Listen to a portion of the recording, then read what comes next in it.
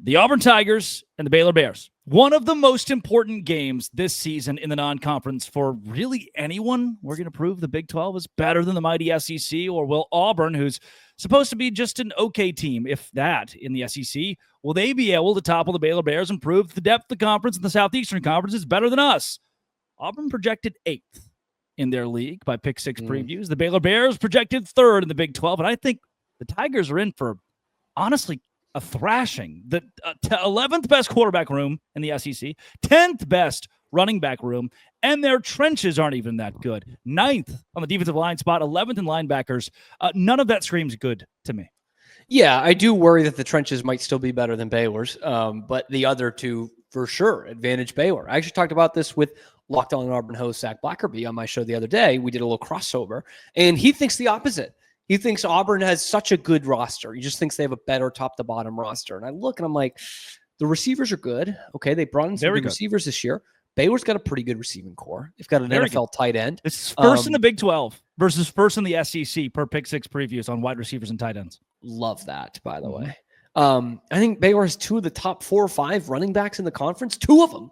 And I think the best quarterback in the conference. And that's where we can see a big divide here. I know it's not a one-man game, but if it's ever going to be a one-man game, that man is going to be quarterback.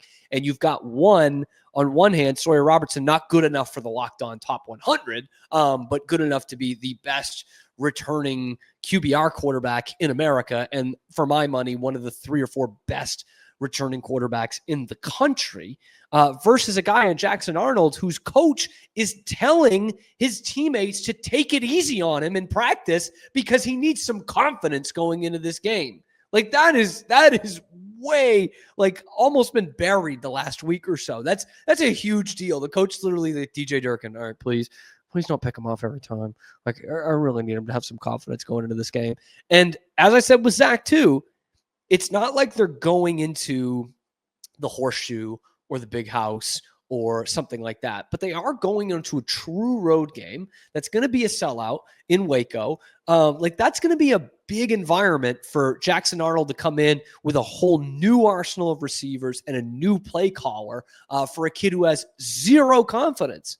That's where I think it could really swing. If Baylor can get a couple turnovers, which they didn't do very much of last year, but if they can turn over Jackson Arnold a few times, who is prone to turnovers, then Baylor could run away with this. I see that vision entirely. Baylor has the number 1 wide receiver and tight end core in the Big 12. Auburn has the same for the SEC. Who is the person responsible with getting the small round ball to the number 1 receiving core in their conferences? It's a good question. It goes from the center to the quarterback. You heard of this? And unless we're running those jet sweeps that worked so well in college football 25, the unstoppable jet sweep, unless you're running that every play, like a UCF with KJ Jefferson, shout out Gus Malzahn. Unless you're doing that, Jackson Arnold's going to have to throw the ball forward. And I fear that's where things may go awry in McLean City. This is Jonah Hill in Moneyball. Jackson Arnold's a great quarterback. His defect, Billy, is he's not great at throwing the ball to his own team. You want to talk about a kid who's mature, or not maturity, whose confidence just was shot through the ground at Oklahoma last year with a mediocre play caller, didn't have good receivers, didn't have good protection. It'll be obviously a little bit better at Auburn this year, but maybe Hugh Freeze is right. Maybe they do need to get him some confidence, or else it's just going to be as brutal as it was at Oklahoma last year, which was awful. So yeah, advantage Sawyer Robertson, advantage Baylor big time. It's not like he's going in between the hedges or anything, but like this is going to be a true road game, like in a sold out atmosphere in the Power 4, week 1 of a low preseason, week 1 with these new receivers and these teammates that are having to take it easy on you. That's not going to be so, you're not going to be so lucky when it comes to the Baylor defensive backs and the Baylor pass rushers. It's just kind of a lot to put on Jackson Arnold's plate game 1 at Auburn when clearly his confidence has been shot through the ground by playing at Oklahoma. That's what OU will do for you, to the point where his coach is telling his teammates to take it easy on him. Like, that's going to be a good atmosphere, man. It's going to be sold out.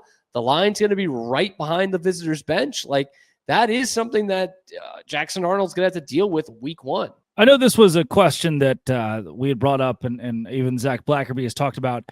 If we just take the quarterbacks out of it, if the quarterbacks no longer exist, you have 10 men on offense, then where does Baylor have the ultimate advantage to win? That becomes tougher, I will say, if you take the quarterbacks out of it. But I think Baylor still has pretty good protection across the board. And I think they've got 2 really good running backs. Like, not just a workhorse, not, a good guy to come in on a pinch. Like, Bryson Washington and Dawson Pendergrass are 2 of the top 4 or 5 running backs in this conference. And you have a legit NFL tight end in Michael Trigg. So there's still weapons there. I know everyone oozes over, Auburn's transfer portal pickups at the receiver position, and they're all really good. But let's not act like Baylor's just Sawyer Robertson and a bunch of schmucks.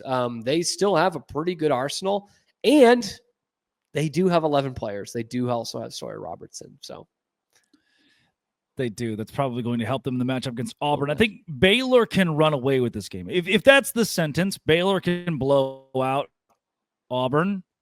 How did we get to that conclusion?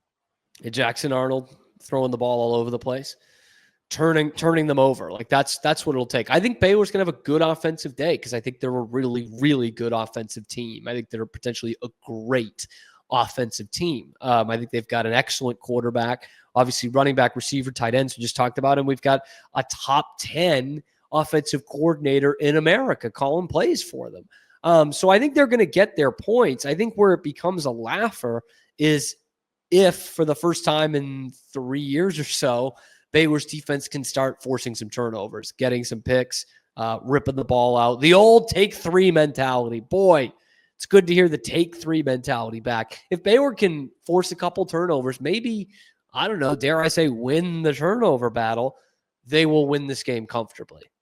Dave Aranda. Hugh Freeze.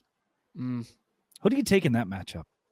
This is probably the toughest matchup of the entire game because it's such a toss. But both are perfectly capable of sabotage. They're great. They can be great at sabotage. They can also win for some reason. Yes, they can sabotage and they can game plan. See, this is the problem. And I think they're both really great coaches Sunday through Friday. Like, the way they've built up these programs back through recruiting. Obviously, it took Dave a little bit longer than Hugh Freeze. They're sometimes darlings in the media. They've hit the portal well the last few years. They've recruited well the last few years. But they play the games on Saturdays, and neither one is a sure thing on Saturdays.